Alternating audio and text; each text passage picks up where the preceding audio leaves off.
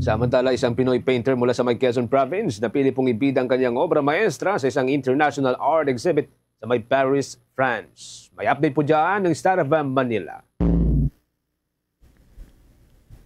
Feeling honored ang painter na si Siningning Ali Reynales mula Quezon Province matapos mapili ang kanyang obra maestra sa international art exhibit na ginanap sa Paris, France.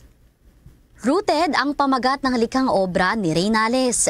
Ayon sa curator at organizer ng One Apple, One Love na si Maria Lovely at painter na si Rochelle Rivera, masaya silang makapagbigay ng tsansa sa mga artist sa larangan ng pagpipinta upang masilayan rin ang kanilang talento sa international art scene. And ako, nung nakita ko lahat ng mga application ng bata, doon ko na-realize na ang dami palang magagaling sa Filipino artist. Hopefully, through this platform, makapagbigay po tayo ng inspiration, social talent, and always be thankful and ask God for guidance. For me, I'm very grateful and honored. They supporting the event. Nakaka-happy lang because some of people here, nakikita nila yung gawa ng Pilipino. And we're giving a chance na ipakita yung vision niya, yung idea niya, as it siya mismo. Nagpasalamat naman si Reynales sa lahat ng mga taong sumusuporta sa kanyang journey. Grateful po ako lalong-lalo na sa Quezon Province na talagang nagbigay sa akin ng space, and sa lahat ng naging